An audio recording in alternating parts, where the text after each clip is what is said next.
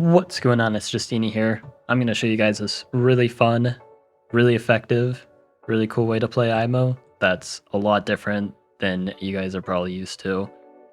So I'm just going to kind of let the gameplay speak for itself on this one. I'm going to show you guys two games. This one's kind of just an intro to show you how it goes, and then the next one gets very spicy, so stick around for that. But let's get right into things. So note how we're not going for meditation, actually. That's because we're going for turn 3 forestry. Now it looks a little too soon. We're not upgrading anything. Except we are. We're chopping a lot. And why are we chopping a lot? These forests are normally really good for markets and stuff, right? Like getting your sawmills. In this case, they actually like straight up are. Like this probably wouldn't be the best time to use this opening, but this is more to show it off. Why do this? Well, if you have a lot of forests but no good markets, if you have like mountains in the way, this one time to use this opening.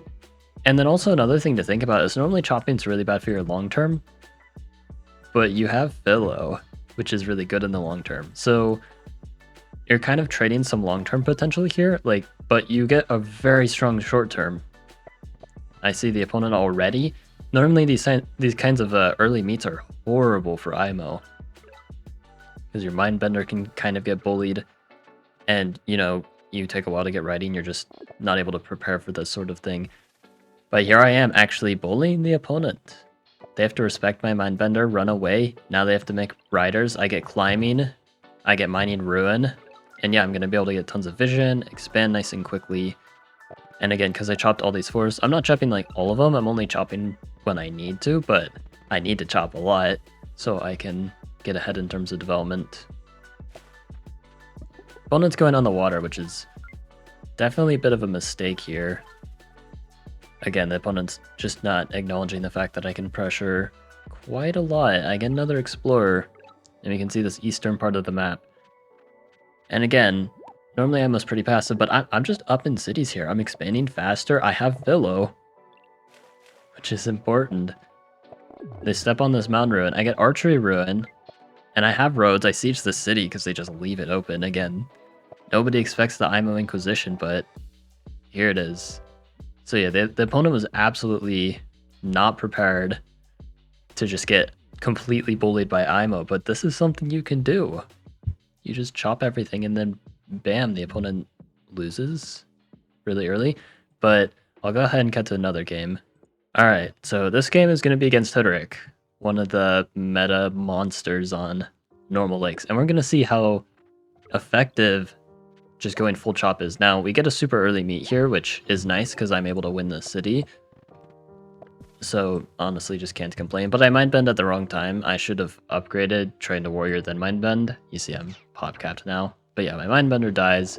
They will be able to eventually take this village from me. There's not really much I can do, but I can chop everything.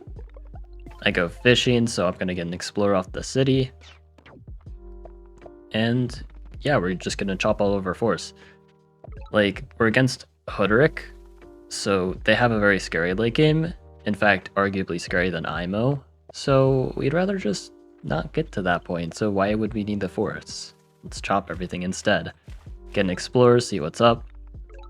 Hoping to grab the western lighthouse. We do. And maybe we have chances of getting Eye of God, but yeah, sure enough, we're losing the city. And then yeah, I go writing precap again. Nice and early getting writing. Lots of eco development. The opponent finally taking the city, but it's not worth very much. And yeah, making some more riders, but I have another sneaky plan here, which again, I'm able to enact this plan really early thanks to the chopping. Diplomacy. And chop for a cloak on turn 9. On turn 9 with IMO. And they play right into it. They've played directly into my hands. And they're not ready for what's about to happen. I have these riders, which I got before, which are going to serve very nice to clear out spots for the cloaks to hit, and to just defend my cloaks in general. The giant advances. And again, this would normally be super bad. Like, Hooderick has some of the best defense in the game with the archers. They can get that into catapults since they already have math. They've got giants on the front lines. This is normally completely unbreakable. unless you have cloaks. And normally I'm a ways from getting that, but because you can chop, I'm getting the cloak super early. Turn 11, connecting on their capital, stealing 7 stars, and spawning a ton of daggers. Get a nice explorer here. I don't have a single giant. I didn't go meditation, and I chopped the forces on my capital, so like, I'm really not getting a giant on my capital, but it doesn't matter. A giant wouldn't even do anything for me here. But these cloaks absolutely are. I get another cloak to maybe hit both their cities at once. And the opponent is able to hold on, you know, like, Hoodrick isn't the best defensive tribe, I mean, other than Simanti, like, for nothing. Like, now I go archery to get that nice defense bonus, hit this city for more daggers, even though it gives me fewer stars. And I'm just going to cause the opponent problems. I'm going to try to connect with both cloaks at the same time. And again, the opponent's able to clear out the daggers, but it's pricey. They have to spam a lot of units, which means they can't really develop economy. They're trying to harass my cloaks a bit. But then boom, go for roads to take out this warrior, because I believe it had 2 out of 3 kills. And then connect 10 daggers, or yeah, 10 daggers if you include this one, on the board. More cloaks, archers as well. I got archery, you know, for the defense bonus earlier. And yeah, the opponent is just barely hanging on. They're just getting absolutely obliterated. Like, my economy is actually doing better if you take the cloak infiltrations into account. That's how brutal this is. They even get a catapult. They're just so desperate to defend here. I take out some more units. I misclicked this here. Yeah, I wanted to kill this 2 out of 3 warrior, but I just totally misclicked in at the capital instead. I would have even gotten an extra dagger, but despite that, this is still a very rough position for the opponent because I'm taking the city. There's just so much pressure. They have to unsiege this, but there's all this other stuff going on. I get a mindbender here, so then my riders are safe. They can't do anything about that.